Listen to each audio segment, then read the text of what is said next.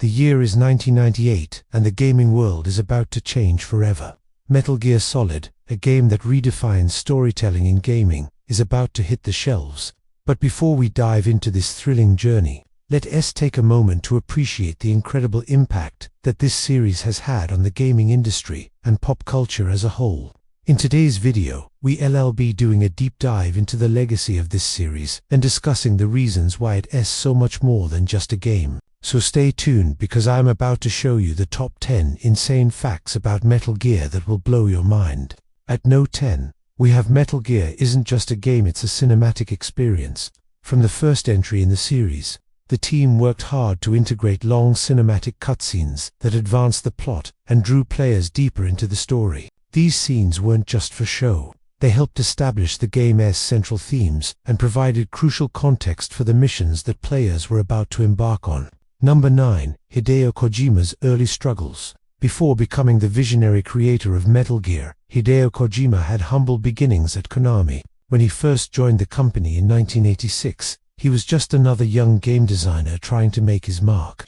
But despite his enthusiasm and big dreams, Kojima found himself stuck doing repetitive tasks. He was fed up with being pigeonholed and longed for the chance to showcase his creativity. However, as fate would have it, these seemingly mundane tasks would prove to be the perfect training ground for the innovative game designer. Through these experiences, Kojima honed his skills and developed the patience needed to bring his groundbreaking ideas to life. Little did he know that his time in the trenches was shaping him into the legend he was meant to become. The game that wouldn't die. Believe it or not, Metal Gear almost never saw the light of day. You see, when Hideo Kojima first pitched his idea for a modern military combat game set in a war-torn Caribbean island, it was met with skepticism. Konami executives didn't think it would be commercially successful and rejected his initial concept. But Kojima wasn't done fighting. Instead of giving up, he took his idea to the then president of Konami, Kogumasa Kozuki, and convinced him to greenlight the project. The rest is history. So if you're facing a setback right now, remember the story of Metal Gear and keep pushing forward. Your big break could be right around the corner. Number 7. From barracks to boardroom. Speaking of that fateful pitch, let me tell you about the man who took a chance on Kogumasa Kozuki. Back when he heard the pitch for the original Metal Gear, no one at Konami was convinced that it would be a hit. In fact, they wanted Kojima to work on a game based on the popular manga series Devilman. But Kozuki saw something special in Kojima's concept and decided to bet on him anyway. And boy, did that decision pay off. Number 6. The original concept, Intruder. Now let's dive into the fascinating evolution of the very first Metal Gear game. Initially, Kojima envisioned a game that was set during the Cold War and centered around an infiltration mission. It was called Intruder and was designed to simulate actual military combat. But as technology limitations became apparent, Kojima was forced to think outside the box. He knew he couldn't create the large-scale battles he had planned, so he settled on a smaller scale, more stealthy approach. This led to the birth of a whole new genre of games, as players were encouraged to avoid detection and use strategy instead of brute force to overcome obstacles. And let's not forget about the cardboard box. Who would have thought that hiding in plain sight would become a thing? Thanks to Metal Gear, it's safe to say that Konami's initial rejection of Kojima's concept was a blessing in disguise. If they had greenlit the original idea, we might not have seen the revolutionary stealth genre that followed. Number 5. Overcoming doubt at Konami. Even after Kojima secured the green light for his game, he still had to face skepticism from his own team. At the time, the concept of sneaking around and avoiding combat was a foreign one. Most people expected games to involve running and gunning, not hiding and dodging.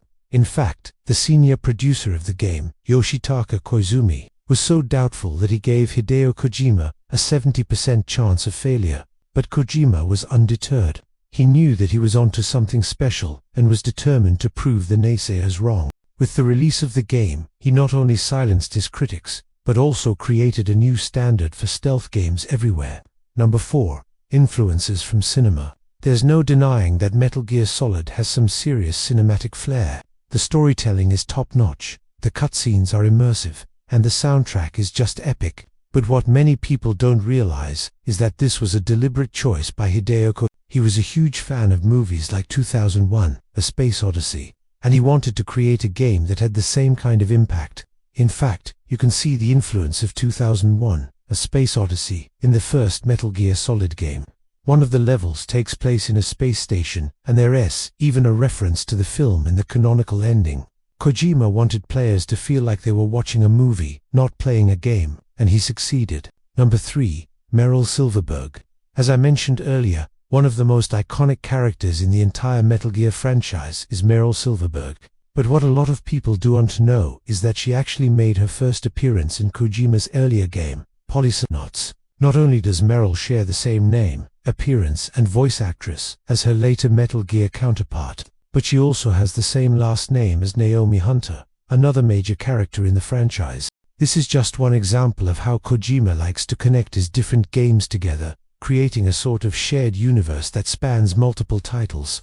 It's a clever way to add depth and continuity to his work, and it's definitely something that fans appreciate. No, too. From cardboard box to Otacon. Now, let's talk about one of the most recognizable symbols in the entire gaming industry, the cardboard box, invented by Hideo Kojima for the original Metal Gear game. This simple yet effective tool quickly became a fan favorite. But it wasn't just a quirky addition to the game, it was a necessary one. You see, the cardboard box allowed players to blend in with their surroundings and avoid detection from enemy soldiers. This was a brilliant way to level up the stealth factor and turn the game into a true test of strategy and planning. In fact, the cardboard box has become synonymous with the Metal Gear franchise, and has been referenced in countless other games, movies and TV shows. Number 1. 10 Overview.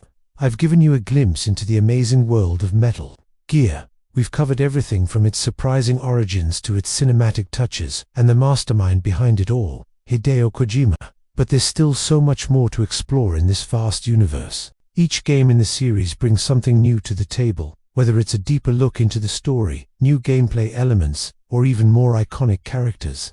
I want to encourage you to dive in and experience it all for yourself. Play the games, watch the cutscenes, and get lost in the rich world that Kojima has created. And while you're at it, don't forget to join the conversation.